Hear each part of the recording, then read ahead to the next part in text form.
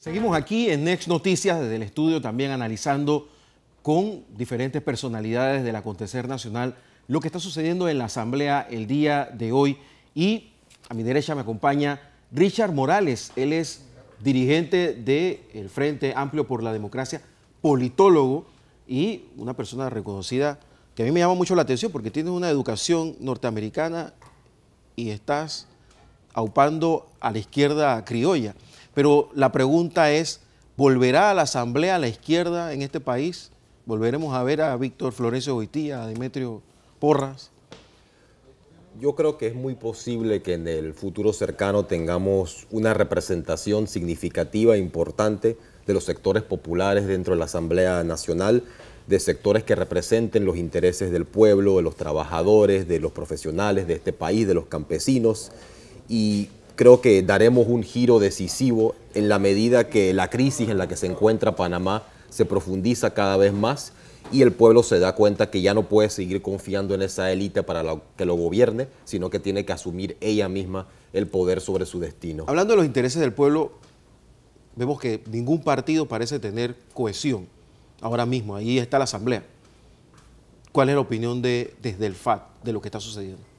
Creo que ningún partido demuestra cohesión porque ninguno representa nada excepto sus propios intereses, no representan una ideología que pueda orientarlos, un proyecto de país, y eso hace muy difícil que los diputados, en este caso, asuman líneas coherentes. Simplemente están a la espera de ver qué les ofrecen, qué tipo de prebendas van a recibir, y para de esa forma definir quién van a apoyar o cómo van a moverse. Esa incoherencia que está carcomiendo a los partidos políticos es la misma corrupción que está acabando con el Estado, que ya lo abarca prácticamente todo, y la ciudadanía siente eso, porque no se siente representada por los partidos ni por los diputados, y los diputados y los partidos tratan a los ciudadanos como clientes, no como representados, y eso hace muy difícil que los partidos puedan hablarle a los ciudadanos más allá de lo que puedan ofrecerle, y lo que vamos a ver en la Asamblea es una demostración de estos diputados que van a estar vendiéndose al mejor postor,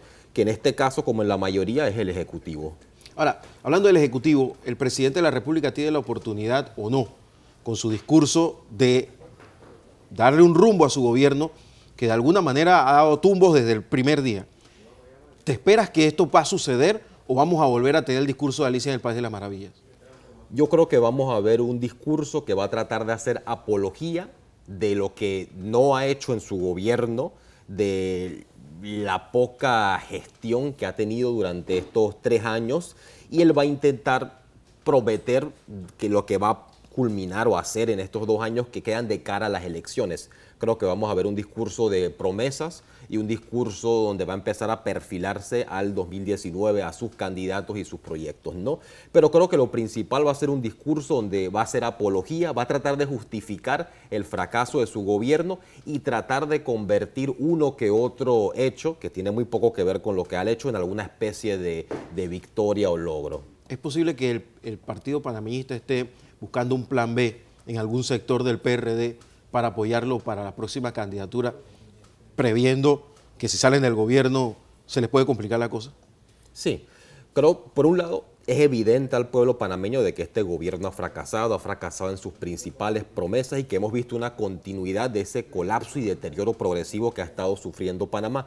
Y creo que el gobierno actual, para proteger sus intereses y proteger los intereses de sus donantes de campaña y de los poderes económicos que representa, va a buscar cómo acomodarse. Y seguramente va a ser con alguna figura, muy posiblemente, como bien dices, del PRD o algún tipo de figura independiente.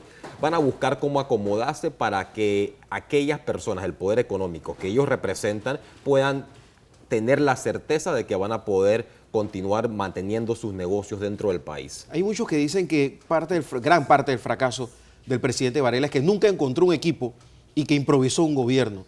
¿Es posible que estemos de cara a lo mismo? El 2019 nos esperará con algún proyecto político que sí recoja lo mejor del país y lo eche adelante. Yo creo que el gran problema más allá del equipo, de las capacidades de las personas que lo rodean, era simplemente a quién respondía. Y el gobierno de Juan Carlos Varela siempre respondió a esa élite panameña que ha estado saqueando Panamá ya por décadas.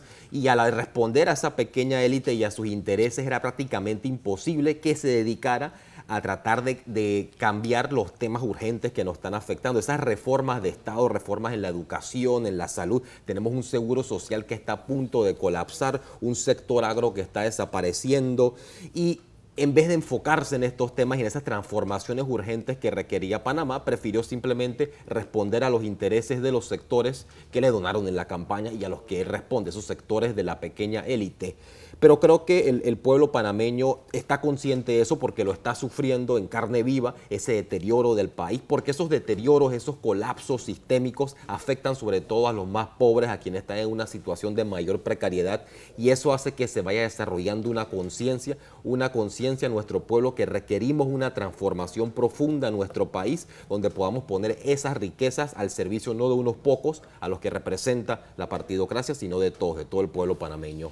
Muchas gracias, Guadalupe Castillero. Vamos a continuar aquí en el estudio de Next Noticias con Richard Morales. Él es politólogo y dirigente del Frente Amplio por la Democracia. Y, Richard, el gobierno, como lo acabas de escuchar, insiste en tener las redes sociales como su enemigo y a la transparencia como un espectáculo. Este es el gobierno que supuestamente había dicho que, bueno, la rendición de cuentas, pues, hacen un show, que era el gobierno de la honestidad y la transparencia. Pero vemos lo que vemos. Mi pregunta es si ya no es el momento de redefinir el Estado, viendo el espectáculo que estamos por presenciar en la Asamblea Nacional, donde los partidos pues han quedado todos dispersos y todo se va a tener que replantear a partir del lunes. Es el momento de refundar el Estado. Basta con revisar la Constitución o hacer una nueva Constitución para reenrumbar por el camino correcto al país. No, definitivamente nuestro Estado ha alcanzado un nivel de descomposición y de corrupción que lo hace completamente disfuncional. Ninguna de las instituciones del Estado, ni el órgano judicial, ni el legislativo, ni el ejecutivo está en capacidad de cumplir con sus funciones más básicas. Simplemente se han vuelto unos espacios a donde llegan los partidos, a donde llegan las figuras, a tratar de apropiarse de los recursos del país para acumular riqueza a costa de todos nosotros, ¿no? Es claro que necesitamos urgentemente una refundación de la nación, de que las reformas ya no son suficientes. Este gobierno se había comprometido con una reforma institucional para garantizar eso que indicas, la transparencia, la rendición de cuentas. Faltó esa promesa, faltó rápidamente esa promesa de algún tipo de reforma institucional o de una constituyente paralela, que igual no es una constituyente real. Y lo que necesitamos en Panamá para refundar el país es una constituyente originaria, una constituyente que nazca del pueblo, porque lo que no podemos permitir es pensar que podemos cambiar la constitución, pero cambiándola a través de una imposición desde arriba. Pero ¿cómo es eso de que es algo que nazca del pueblo? ¿Eso cómo se come? Eso tiene que venir de un pueblo que se organiza para tener el suficiente poder, organizándose en todos los sectores de la sociedad, para poder desbordar a las instituciones que existen actualmente y poder superar a la élite que actualmente concentra y domina este país. Porque el gran peligro sea que la élite en Panamá intente imponernos una nueva constitución desde arriba, y de esa forma tratar de evitar que el pueblo participe en la creación de su propia constitución. Porque la idea de una nueva constitución es que refleje las preocupaciones del pueblo panameño, que responda a sus inquietudes y que sea el propio pueblo, en la diversidad de sus sectores, que pueda construir o darse una nueva ley que verdaderamente responda a sus propios intereses. Y lo principal de eso sea, claro, una constitución que le garantice poder al pueblo para participar en las decisiones, para que pueda así supervisar de manera permanente a los gobiernos para que estos no puedan salirse de control, y que asegure que los recursos del país puedan ser distribuidos con equidad entre todos para garantizar los derechos de todos los panameños. Pero esta reconstrucción necesita de los jóvenes. Y las redes sociales, el contenido de las redes sociales actualmente nos demuestra que los jóvenes cada día se alejan más de los contenidos políticos y se alejan de los partidos políticos. Son muy pocos. Tú lo sabes, los jóvenes que están preocupados y metidos militando en política. En Chile ya sucedió que los jóvenes se apartaron y entraron por los sectores de la izquierda, pero la izquierda en Chile ha decepcionado y parece que va a volver la derecha al gobierno. Entonces, esos modelos de reacomodo ideológico no se podrían repetir en Panamá. No podría suceder que venga un candidato que llama a los jóvenes y por la forma en que está configurado el Estado actualmente, si no se replantea bien, termine decepcionando. Yo creo por un lado que los jóvenes en Panamá se preocupan por la política, se preocupan por el rumbo del país, pero se sienten decepcionados con lo que ven, se sienten decepcionados con partidos que no ofrecen nada, que no tienen coherencia, que no tienen principios y mantienen una distancia, pero siguen participando a través de las redes. Precisamente esas redes que algunos critican es uno de los pocos espacios que sí aprovechan los jóvenes para lanzar críticas, para plantear propuestas, porque se ha enfrentado a partidos, a gobiernos, a una élite que no le escucha, que no escucha a esa juventud.